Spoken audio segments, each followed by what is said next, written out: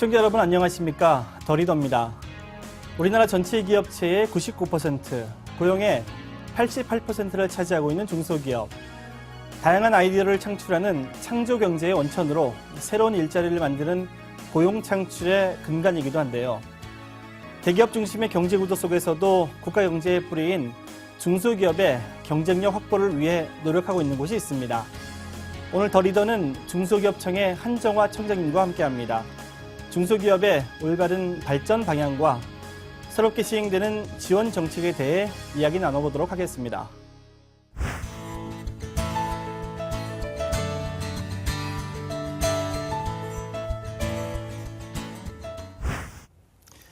청장님 바쁘신 중에도 자리해 주셔서 고맙습니다. 네, 안녕하세요. 오는 3월로 이제 취임 2년 차가 되시더라고요. 네. 그동안 중기청을 이끌어오신 또 소회가 어떤지, 또 그동안 하셨던 것 중에 뭐 역점을 두고 추진한 정책과 또 앞으로의 큰 틀의 정책 방향에 대해서 간략히 좀 설명해 주시죠. 예, 지난 한 해는 이 중소기업이 우리 경제 발전의 중심축으로 만들고자 하는 새 정부의 의지에 따라서 그에 필요한 여러 가지 제도들을 만들고 또 법을 만드는데 많은 노력을 기울였습니다. 크게 본다면은 벤처 창업, 선순환 생태계를 위해서 엔젤 투자 제도라든지 M&A 활성화 이런 것들을 저희가 만들었고요. 또 중소기업들의 수출 시장 확대, 그리고 소상공인들의 자생력 강화, 그리고 또 실패한 기업들이 다시 한번 도전할 수 있는 재도전 종합대책, 그리고 가장 중요한 것이 이제 중소기업이 중견기업으로 성장할 수 있는 성장 사다리 정책으로 중견기업 육성을 위한 특별법 제정, 이런 것들이 지난해 주요한 정책 골자고요. 금년에는 이제 만들어진 이런 기본 틀을 바탕으로 해서 이것이 현장에서 체감되고 성과를 거둘 수 있도록 보완하고 또 이것을 실행해 나가는 그러한 과정 중에 있습니다. 예, 말씀하신 걸 제가 이제 종합해 보려고 했는데 워낙 많은 내용들을 진행하셔서 이제 이 길 진행하면서 좀 설명을 더 들어보도록 하겠습니다. 현재 우리나라 경제의 풀뿌리라고 하는 이 중소기업들이 아주 장기화된 불황으로 힘들다고 하는데 현재 전반적인 상황이 어떻습니까? 예, 생산적인 제조업 중심으로 볼 때 생산 같은 거 출하는 증가하고 있는데 또 재고들이 많이 쌓여서 전체적인 면에서는 눈에 띌 만큼의 이제 어떤 성장세를 보이고 있지 못하고요. 특히 소상공인들이 매출액 증가에 비해서 수익성이 저하돼서 현장에서 체감되는 경기는 아직 매우 부족하다. 그래서 금년에 전반적인 경기 활성화와 함께 현장에서의 체감되는 경기를 좀 회복시킬 수 있는 이런 것이 이제 필요한 시점이라고 그렇게 보고 있습니다. 네. 수익성이 좀 악화되어 있다고 하는데 좀 많이 살아났으면 하는 바람입니다. 그동안 정부가 이제 동반 성장을 또 상생을 강조하면서 대기업과 중소기업의 균형 성장을 좀 추진해 왔는데요. 성과가 좀 어느 정도 있다고 평가하시는지요? 또 미진한 점이나 이제 보완할 점이 있다면 어떤 게 있는지 좀 짚어주시죠. 그동안 동반 성장은 많은 노력을 해서 우선 대기업들의 인식이 많이 전환이 됐습니다. 그래서 대기업의 동반 성장을 전담하는 조직도 만들어져서 그것을 또 자발적으로 챙기고 또 중소기업 중앙회가 조사한 체감도 면에서도 계속 좋아지고 있습니다. 그런 점에서 이제 긍정적이지만 아직까지도 일부 대기업에서는 여기에 대한 인식이 좀 부족하고 또 과거에 좀 그런 불공정한 관행들이 계속되고 있습니다. 대표적으로 중소기업 기술 인력 빼오기라든지 또 기술 탈취 문제, 그런 문제도 있어서 이것이 사회 전반적인 문화로서는 아직 좀 자리 잡고 있지 못하다. 그래서 좀 더 지속적으로 이 동반 성장이 사회의 문화로서 자리 잡아서 좀 활성화될 수 있도록 그렇게 계속 해볼 생각입니다. 예. 아직 이제 시작 단계에 있기 때문에 아직은 정착됐다 이런 느낌은 없는데요. 많이 대기업들도 이런 부분을 많이 책임졌으면 좋겠습니다. 청장님께서는 우리 사회가 발전의 한계를 극복하고 한번 도약하기 위해서 이 사회 전 분야에 걸쳐서 창조적 균형을 회복해야 한다고 강조하셨는데 청장님께서 말씀하시는 이 창조적 균형이 어떤 내용인가요? 좀 설명 좀 해주시죠. 예, 우리 사회가 지난 50년 동안 상당히 산업화에 성공을 했습니다. 네. 성공을 했는데 지금 일부에서는 상당히 이제 불균형, 불공정 이 좀 심화돼 있어서 이것을 좀 바로 잡으면서 동시에 끊임없이 새로운 창조적 경제 활동을 통해서 부가가치를 높이고 일자리를 만들어야 되는 이 두 가지 과제를 동시에 가지고 있다라고 좀 보고 있습니다. 네.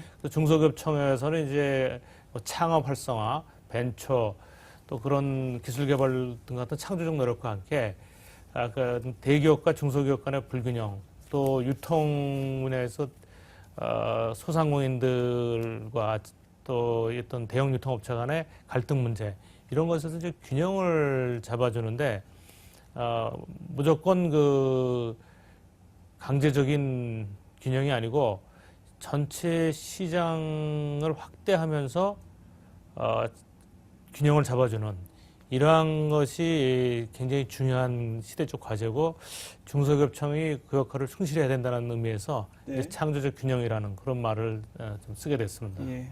이 말씀하신 창조적 균형이 그 의미대로 좀 실현됐으면 하는 바람입니다. 구체적인 중소기업청의 내용과 활동에 대해서 좀 알아봤으면 좋겠는데요. 중소기업청의 설립 목적 가운데 또 하나이기도 합니다. 중기청이 지원하고 있는 중요한 대상 중에 하나가 바로 이 소상공인들인데요.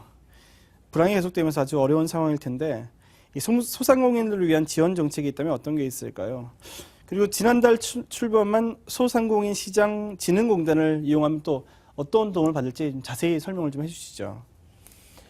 예, 소상공인들은 우리 사회의 서민 경제 뿌리이자 네. 민생 안정에 이제 중요한 역할을 하고 있습니다. 그래서 가장 중요한 것은 이제 소상공인들이 자생력, 경쟁력을 높일 수 있도록 다양한 정책을 시행하고 있습니다. 저희가 이제 소상공인들이 개별로서 경쟁을 높이기 힘들기 때문에 협동화를 통해서 조합을 통해서 경쟁을 높일 수 있는 이러한 정책도 시행하고 있고요. 특히 전통시장에서는 이제 그동안 시설 현대화 쪽으로 지원을 많이 해왔는데 네. 그것만 가지고는 한계가 있기 때문에 고객 만족이라든지 서비스 경쟁을 높일 수 있도록 하는 컨설팅 교육 사업을 많이 하고 있습니다. 네. 동시에 이제 시장에 볼거리, 놀거리, 먹을거리를 제공해서 네. 좀 오게 하는 그런 것을 우리가 문화관광형 시장이라고 이름을 붙였습니다. 그래서 그런 정책도 하고 있고요.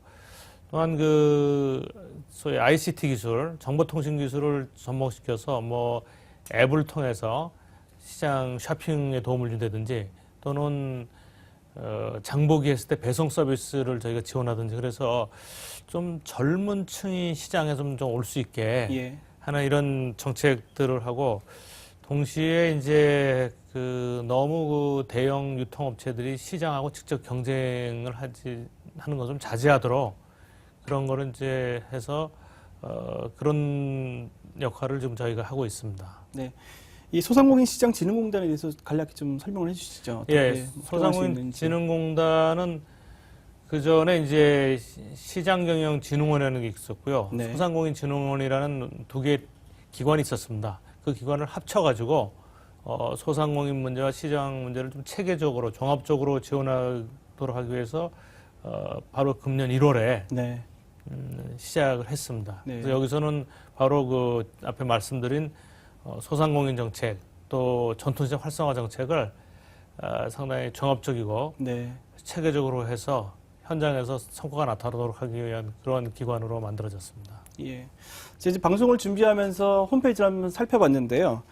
경영교육과 컨설팅, 또 자금, 정책자금 지원 등을 지원하고 있다고 합니다. 이 소상공인 시장 진흥공단 홈페이지나 또 소상공인 지원센터 1588-5301을 이용하시면은 관심 있는 분들 많이 활용할 수 있을 것 같습니다. 자, 중소기업의 이 성공 가운데 하나 가능성을 높이기 위해서 사실은 이제 제일 중요한 게 기술력이라고 볼 수 있는데요. 이 중소기업의 경우 참 인력 채용이 가장 어려운 문제 중에 하나 아니겠습니까? 어떻게 이 문제에 대해서 진단을 하고 계시고 대안이 있다면 어떤 방안이 있을까요? 그 중소기업의 기술 개발에서 가장 큰 애로를 느끼는 건 역시 그 자금하고 인력 문제입니다. 그래서 저희가 이제 기술 개발 자금을 계속 지원을 늘리고 있는데요. 현재 전체 국가 기술 개발 자금에서 한 12% 정도 되는 것을 한 18% 정도 늘려갈 예정이고요. 네. 가장 또 어려운 문제가 연구 개발 인력인데 그래서 저희가 전문 그 연구요원을 중소기업 쪽에 좀 더 배정하도록 정책을 마련했고요.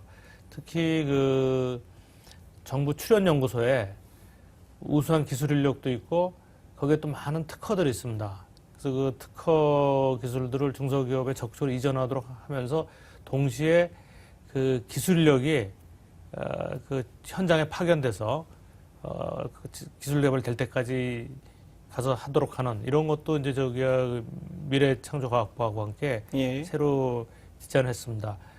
그래서 그런 것들을 통해서 중소기업이 그 인력과 자금이 좀 결합해서 기술 개발 성과를 높이도록 하는 이런 정책들을 좀 더 저희가 과감하게 추진할 예정으로 있습니다. 예. 말씀하신 대로 이제 배정된 그 인력들이 거기서 뭐 한 4, 5년 정도 있다가 또 대기업을 빠져나가는 게 아니라 실제로 또 중소기업 내에 어떻게 오래 정착하느냐의 문제도 사실 큰 문제 아니겠습니까? 핵심 인력 성과 보상제 아까 말씀하셨는데 이게 7월부터 시행하신다고 그랬는데 자세하게 좀 설명을 해주시죠, 이것도요. 예, 그래서 중소기업에서는 이제 그 인력 구하기가 굉장히 힘든데 네. 또 인력을 열심히 양성해놔도 좀 더 뭐 보상이 좋은 데로 자꾸 빠져나가고 그게 악순환이 되풀이 되거든요. 되게 근데 그 5년 이내에 이직이 많아서 저희가 5년 정도를 재직하면은 좀 재산을 형성할 수 있도록 방법은 이제 그 근로자와 기업주가 50%씩 내 가지고 5년 동안 적립을 했을 경우에 그게 약간의 인센티브를 줘서 네. 목돈을 좀 마련하도록 하는 거죠. 그렇게 해서 좀 안정화를 시키려고 하는 것이 이제 핵심 인력 성과 보상 제도입니다. 네. 그 외에도 저희가 그것이 뭐 기업 입장에서는 손비로 인정하게 해가지고 세제에 좀 도움되게 하는 그런 정책을 좀 시행할 예정으로 있습니다. 네. 인력들이 좀 중소기업에서 튼튼한 자원이 됐으면 하는 바람입니다. 결국은 그 인력들이 이제 기술 혁신과 R&D를 통해서 회사를 성장시킬 텐데요. 이 중기청의 정책 방향을 설명해 주시죠. 물론 이제 이 기업들도 어떤 노력을 해야 되는지 좀 덧붙여 주시고요. 예, 그래서 지금 저희가 중소기업들은 이제 R&D 지원을 하는데 무조건 지원을 해준다고 그래서 성과를 낼 수가 있는 것이 아니고 중소기업이 어떤 정도의 역량을 가지고 있느냐. 네. 그래서 그 역량을 진단해서 좀 맞춤형으로 네. 그래서 성과를 높이도록 하고요. 특히 그 R&D 하기 전에 이거 결과를 가지고 어떻게 상품화, 제품화해서 시장에서 성과를 낼 건가는 R&D 기획이 굉장히 중요합니다. 그런 것도 저희가 적극적으로 지원하려고 하고 있고요. 그리고 R&D를 하다가 좀 어려움을 겪더라도 과거에는 이제 너무 안정성 위주의 R&D가 많아가지고 네. 그것이 과감한 기술 개발, 새로운 분야 개척이 좀 부족하다. 그래서 저희가 이제 뭐 성실 수행 제도 같은 걸 도입해서 네. 그런 좀 과감한 R&D를 할 수 있는 이러한 제도적 변화를 지금 많이 시도하고 있습니다. 네. 방금 말씀하신 성실 수행 제도, 이게 성실 실패를 인정해 주는 제도라고 하는데 배경에 대해서는 좀 말씀 자세히 들었는데 구체적으로 어떻게 뭐 이걸 인정하게 되는 건가요? 그래서 이제 R&D 과제를 신청받을 때 이 성공을 하지 못하는 경우에 그동안 좀 약간 페널티를 받는 경향이 있었습니다. 예. 그러다 보니까 너무 안정적인 기술 위주로 개발되다 보니까 그 네. 기술이 네. 정말 새로운 블루오션을 개척하는 기술, 도전적인 과제들이 잘 안 나온다라는 것 때문에 결과가 안 나오더라도 성실하게 수행했다 그랬을 때 페널티가 들어가지고 않도록 해가지고 좀 과감한 기술 개발을 하도록 하고요. 네. 또 다른 축으로는 그 R&D에 그치는 것이 아니라 R&D가 제품 개발하고 연결이 돼서 그 기업의 경쟁력을 높이고 매출액을 높일 수 있는 쪽으로 연결하는 이러한 두 가지 축을 잘 적절하게 활용해야 된다라는 측면에서 아까 말씀드린 그런 제도를 마련한 것입니다. 예. 그럼 성실 실패면은 어떻게 해서 이렇게 R&D 쪽에 투자를 했고 노력을 했다라는 걸 이제 증빙을 하게 되면은 그런 부분을 좀 많이 인정을 해주시는 것 같습니다. 예, 그렇습니다. 네. 그럼 방향을 돌려보도록 하겠습니다. 현재 여성의 경제활동 참여가 사실은 어느 때보다 관심이 높아지고 있습니다. 중기청에서는 여성의 경제활동에 대해서 뭐 어떤 정책이 있는지 설명 좀 해주시죠. 이번에 이제 가장 뭐 여성뿐만 아니라 모든 기업들이 어려움을 느끼는 것이 판로 문제입니다. 네. 그래서 저희가 이제 여성 기업 구매 의무화 제도를 도입했습니다. 그거는 이제 주로 공공구매에 도입을 해서 5%까지 일정 비율까지 이제 여성 기업한테 의무적으로 구입할 수 있도록 구매하도록 해서 네. 판로 개척에 도움을 드렸고요.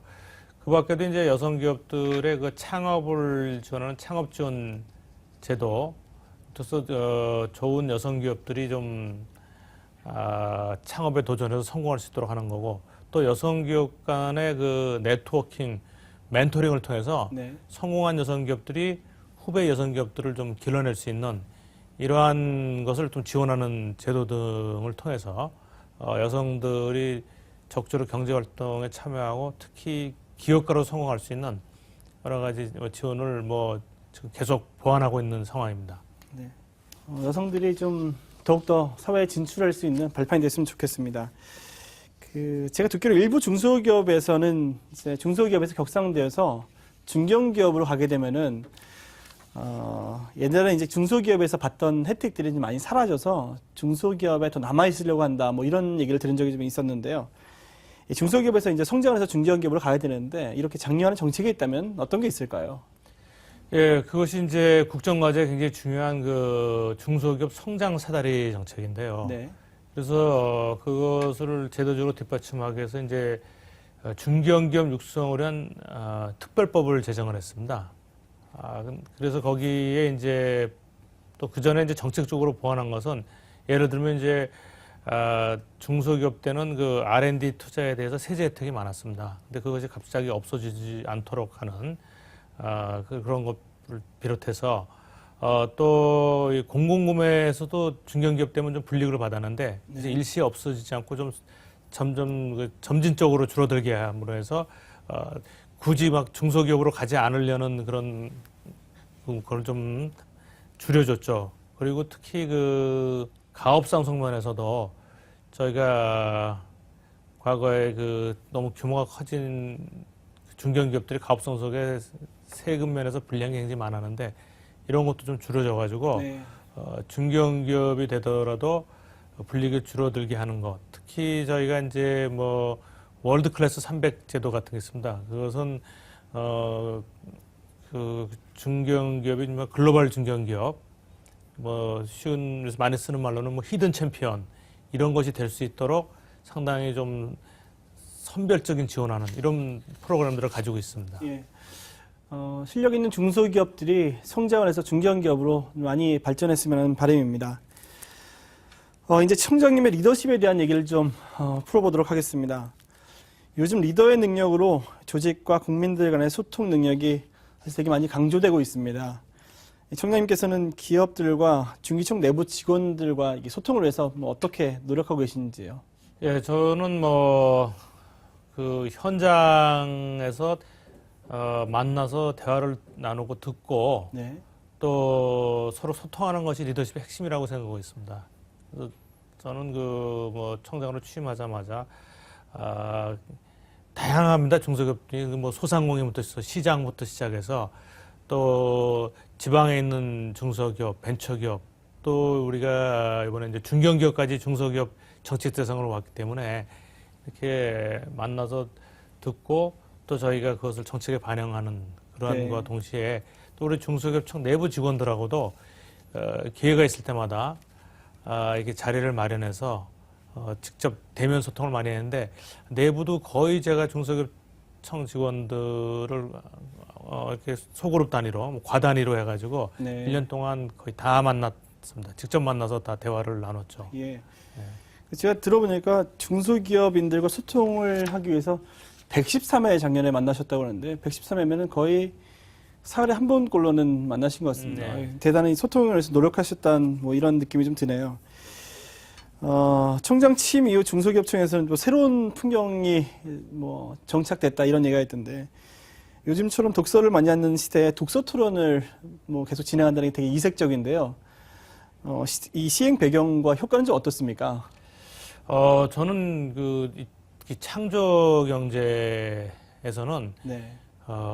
인풋 없는 아웃풋은 없다. 저는 평소에 그런 생각을 가지고 있습니다. 네.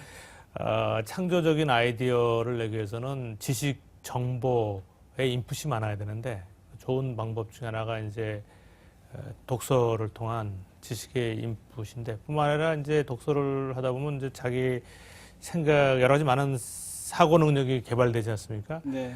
그래서 특히 지금 세상의 기술이나 시장이나 또 어떤 그런 것이 굉장히 빠르게 변하고 있는데 우리 중소기업 정책 담당자들이 좀 폭넓게 세상을 보면서 네. 정책을 수립해야지 소위 말해서 이렇게 나무는 보고 숲을 놓치는 물을 피할 수도 있고 또 새로운 아이디어를 많이 낼 수 있지 않을까 그래가지고 제가 그냥 만나서 이렇게 간부회의나 이런 데서 정책 토론만 하기 전에 네. 좀 최근에 가장 이런 것들을 우리가 좀 기술이나 문화적인 사회적 트렌드도 이해할 수 있고 또 어떻게 하면 또 우리의 감성을 좀 개발할 수 있고 일을 어떻게 하면 잘할 수 있고 네. 그런 거 뭐 글로벌한 변화 이런 것들을 좀 같이 토론하는데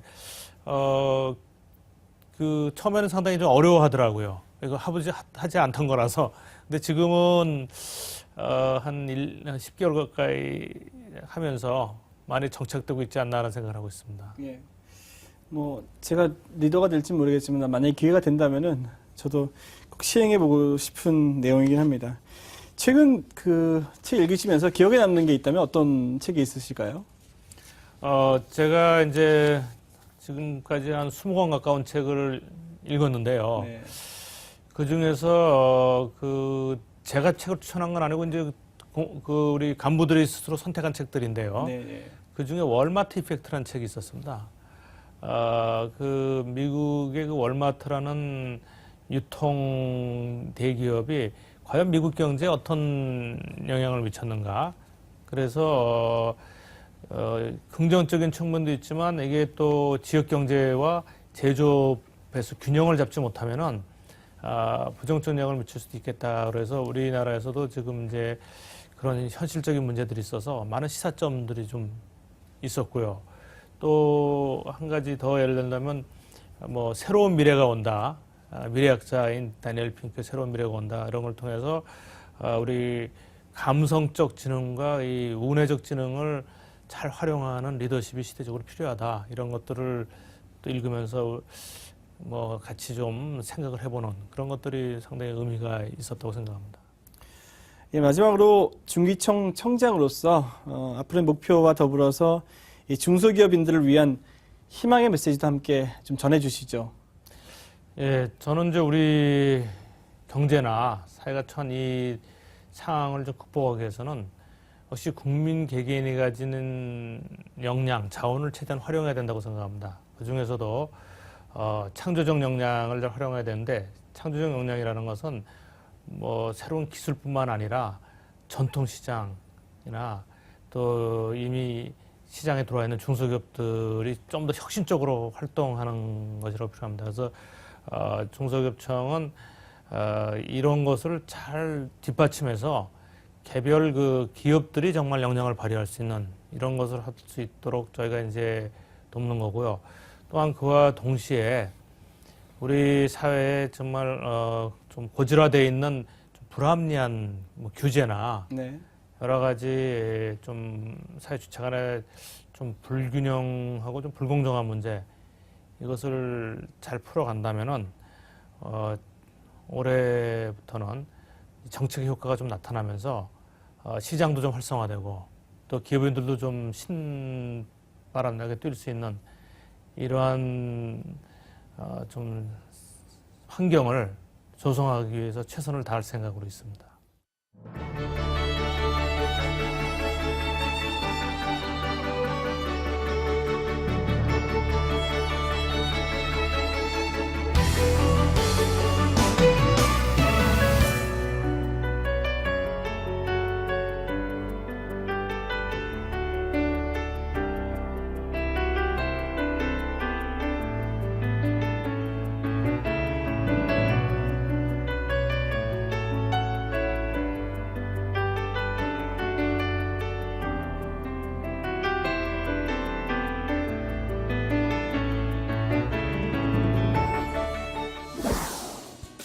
대기업 중심의 경제 구조를 중소기업 중심의 경제 구조로 전환하기 위해서는 공정하고 건강한 기업 생태계의 조성, 중소기업의 노력, 그리고 정부의 정책적 지원, 이 3박자가 맞아야 한다는 점을 느낄 수 있었는데요.